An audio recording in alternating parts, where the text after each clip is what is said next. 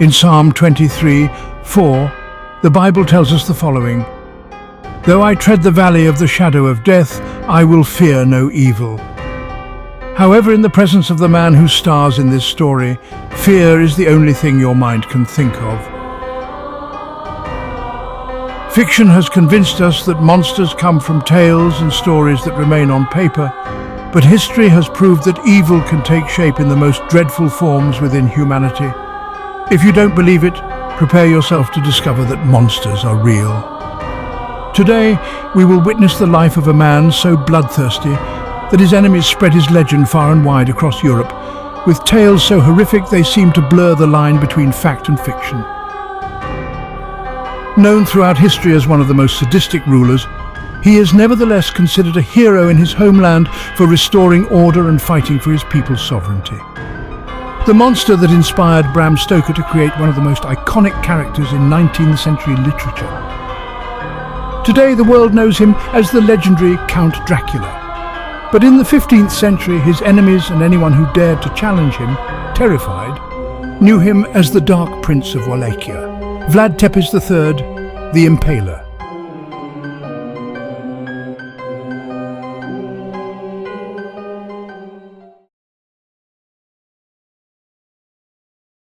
Vlad III was born in 1431 in Sighisoara, Transylvania, second son of Vlad II, the legitimate Prince of Wallachia. Although the identity of his mother is not confirmed, it is theorized that she was Princess Chiana, daughter of Alexander I of Moldavia. What is now known as Romania in 1431 was composed of three closely related principalities: Transylvania, Moldavia, and Wallachia, regions that belonged to the Kingdom of Hungary until they became independent and came into conflict with the bordering powers. The result of these conflicts was the development of a vassal relationship with the Hungarian Empire in the north and with the Ottoman Empire in the south. His father was a member of the Order of the Dragon, a chivalric order dedicated to defending Christendom against the Ottoman Turks. The name Dracula, which means son of the dragon, originates from this order. The two things that worried Vlad II Dracul the most were guarding his territory and holding on to power. He was an ambitious and severe monarch. Due to his frequent absences for political and military reasons, young Vlad and his brother Radu were left in the care of multiple teachers and fighters. At the same time, under Sultan Murad II's leadership, the Ottomans used a calculated strategy to maintain control over the territories they had subjugated or impacted throughout that time. One of their strategies involved holding the sons of the local lords as hostages. This procedure accomplished several goals. It guaranteed the family's allegiance to the captor, offered a mechanism for cultural integration, and instructed aspiring future leaders in the ways of the Ottoman Empire. For Vlad III, the turning point in his life came when he and his brother were taken hostage by the Ottoman Turks in 1442. They were chosen due to their father's precarious position as a vassal to the Ottoman Empire. By holding Vlad II Dracul's sons, the Ottomans could guarantee his cooperation and prevent any rebellion. The young princes were sent to the court of Sultan Murad II, but Vlad and Radu were not just kept in prison during their imprisonment. They also received intensive instruction and training. The Ottoman court offered rigorous teaching in philosophy, science, languages, and military arts. The two boys gained knowledge in Arabic and Turkish, which helped them understand the customs and political system of their captors. However, the education went beyond academic endeavors. In addition, Vlad and Radu received training in fighting, military strategy, and riding. They witnessed and participated in Ottoman military campaigns, where they discovered the ruthless efficiency of the Ottoman military apparatus. They acquired the skills necessary to not just issue commands, but to do it with authority and clarity. They became experts in foreseeing any possibility and making preparations in advance. For Vlad, this period was crucial. He watched in both terror and fascination as the Sultan's fury was directed against anyone who dared oppose him. Punishments were terrifying spectacles designed to break the spirit of the people and instill fear. Decapitations were performed, with the executioner's sword cutting off heads that rolled to the feet of passers-by. Even more horrific acts were impalements, which involved lifting victims on sharpened pikes and displaying their slowly writhing corpses as their own weight tore at their internal organs, with screams serving as a warning to anyone who might consider rebelling. Vlad's mind was scarred by these terrifying experiences.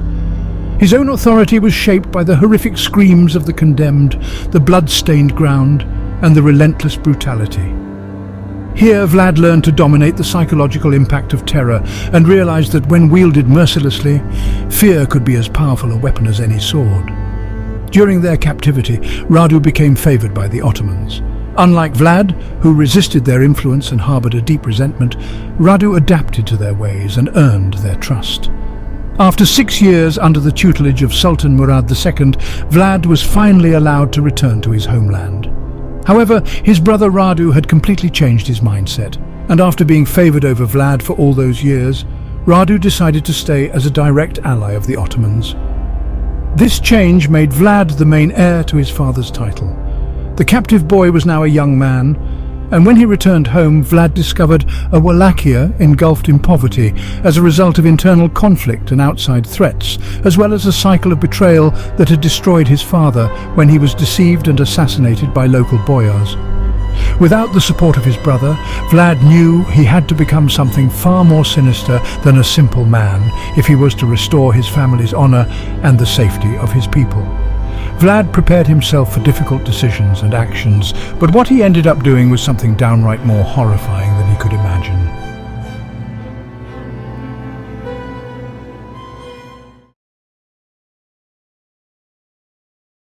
The Ottomans took away his childhood, his brother, and due to his absence during his time in captivity, he was unable to defend his family's honor when his father was murdered. Vlad's heart was torn between acting for the protection of his people and acting out of hatred and disdain for the Ottomans. He soon discovered that his father's death was aided by several noble families of Wallachia, who believed that with Vlad Dracul's sons removed from the principality, they could take the throne of Wallachia and change its political stance to one more favorable to their interests. Vladislav II became the new ruler of Wallachia, and Vlad had to overthrow him to take back the principality that was rightfully his. Because the Hungarian Empire supported Vladislav, the Ottomans made the decision to provide cooperation in order to retake Wallachia as an Ottoman vassalage. Despite Vlad's disdain for the Ottoman Sultan, the enemy occupying Wallachia was something they had in common. So he decided to take Sultan Murad's offer and promptly led an Ottoman invasion into Wallachia, managing to expel Vladislav in no time. However, since the noble families supported Vladislav, only a few months later, Vladislav returned with enough force to defeat Vlad in battle and force him to withdraw from the country. Vlad ended up fleeing to Moldavia under the protection of his uncle Bogdan, who was prince of this region. The external forces of the Hungarians pursued Vlad until they killed his uncle, who was also his political protector. With nowhere else to run and his chances of regaining the throne dwindling with every step, Vlad flees into the wilds of Transylvania. Nevertheless, a favorable coincidence for Vlad would come when Sultan Murad died, and his son Mehmed II took his place. The latter, being an ambitious young man with a thirst for conquest, would not let Wallachia fall into the hands of the Hungarian Empire so easily. So he offered himself to Vladislav II to swear loyalty to the Ottoman Empire in exchange for supporting his reign and protecting him. Vladislav, knowing that an alliance with Mehmed was his best option to retain his status as a powerful ruler, agreed to the deal. Thus, the two enemies Vlad most despised, the Ottomans and the usurper of his birthright, were now in alliance with each other. Thanks to this, the Hungarian Empire now needed a noble representation in Wallachia to be able to push for his rise to the throne. The only person available who fulfilled what was necessary for the Hungarian Empire to support him was Vlad III. Vlad was extremely strong because of his hatred for the new Sultan and his comprehension of the tactics and inner workings of the Ottoman Empire. So in 1456, the Hungarian Empire forced him to launch an invasion into Wallachia. Vlad Dracula commanded his own army, and under his leadership the battle is portrayed as a terrifying work of dread. His troops were instructed to be both deadly and aggressive, and he used his knowledge of enemy strategy to turn terror, a defining characteristic of the Ottoman Empire, against them. Finally, outside Târgoviste, the capital of Wallachia, Vlad defeated Vladislav II and tore his head off, carrying it on a lance to capture the main castle. Stained with his rival's blood and with his head as a prize, Vlad declared himself Prince of Wallachia once more. Now, having learned from his mistakes and seeing that Mehmed II would stop at nothing to capture Wallachia, Vlad looks back on his time with the Ottomans and understands that fear will be his greatest weapon in rebuilding his kingdom. Thus, he begins the reign of terror that would go down in history and establish him as the embodiment of fear on earth.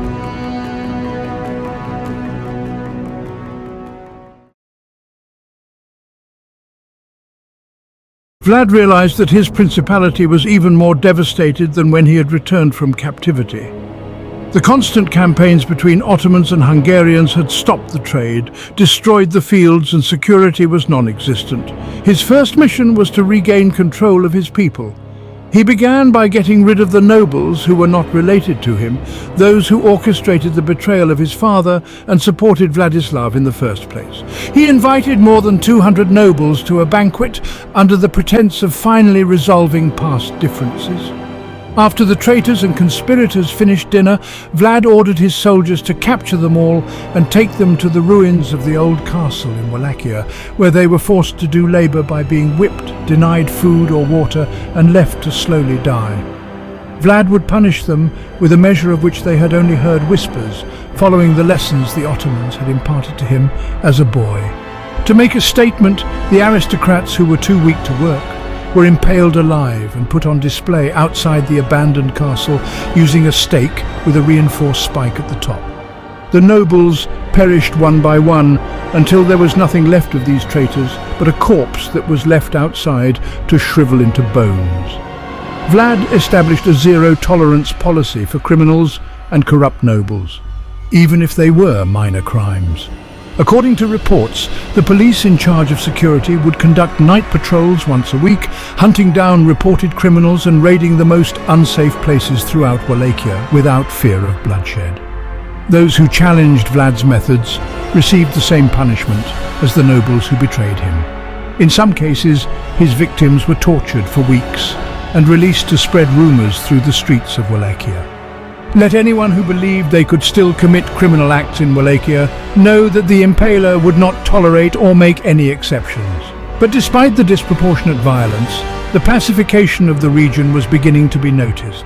The decrease in fear-instilled crimes resulted in a resurgence throughout Wallachia. In addition to that, he had no qualms about killing public officials in case of corruption, even if they were close to him. The flaying, mutilation and other horrific acts were orchestrated according to what he believed was best for his people. Here, Vlad's legends speculate that he would sometimes bathe in the blood of his victims and even soak bread in blood during his meals. One of the most atrocious acts that humanity has ever witnessed occurred when Vlad's government came into conflict with the Transylvanian Saxons, a group of people in the Wallachian territories who supported the noble families who opposed Vlad. In response to that, Vlad blocked their trade routes and imposed high taxes on these groups. However, everything detonated when the Transylvanian Saxons in 1459 gave their open support to a rival of Vlad. The Impaler gave the order to plunder their villages and impale thousands of people. The villagers' houses were painted red, and Vlad himself rejoiced at what had happened. Men, women, and even children were killed alike. Not even Vlad's supporters ever thought they would witness something of this magnitude. According to legend, he did this with large numbers of people to make a form of impaled forests. It was these horrifying landscapes that for years prevented Wallachia from suffering any kind of siege, invasion, or internal war. It was a silent peace instilled by the fear of the ruler who had lost all the humanity he had left, if he ever had it. In 1462, hostilities with the Ottoman Empire began. Vlad chose to sever all ties with the Ottoman Empire in an attempt to establish a reliant Wallachia. As a result, Sultan Mehmed II made the decision to end Vlad's rule permanently. As a response to all of this, Vlad organized a vast army and launched an unprecedented campaign against adjacent Ottoman camps. They pillaged their lands and impaled thousands of Turks and their families, calling them thieves, blasphemous and corrupt, only to parade them along the enemy route. This only infuriated Mehmed, who chose to raise an army of more than 150,000 Ottomans, while Vlad remained with a 5 times smaller military force. Vlad's familiarity with the Ottomans, however, enabled him to eliminate the numerical disadvantage, poisoning all the wells where the Ottomans would have to resupply, as well as a famous night raid where Vlad and his soldiers silently slaughtered hundreds of Ottomans while their enemies slept, like bloodthirsty creatures of the night. This is when Vlad's younger brother Radu returns, wanting to take advantage of the conflict, arguing to the people of Wallachia that he would erase all traces of Vlad's violent regime, which Mehmed supported. However, Radu would fall to his brother's forces shortly after declaring his intentions, being impaled and displayed as a traitor.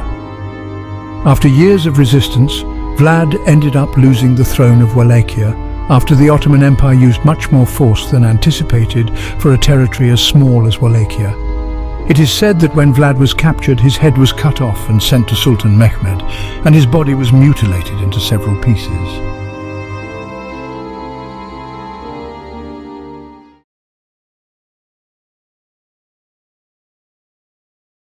Comparing the atrocities committed by Vlad the Impaler with those of Count Dracula in Bram Stoker's tale, one gruesome realization hits us. Reality is far more terrifying than fiction.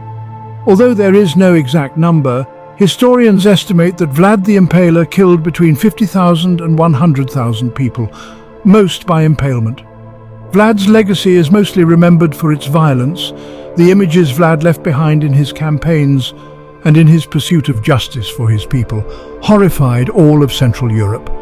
But beyond that, in the deep analysis of things, Vlad turns out to be a ruler who watched over the eradication of injustices and who established peace for his people forced by fear, as well as a fierce fighter for the liberation of Wallachia and its status as vassals.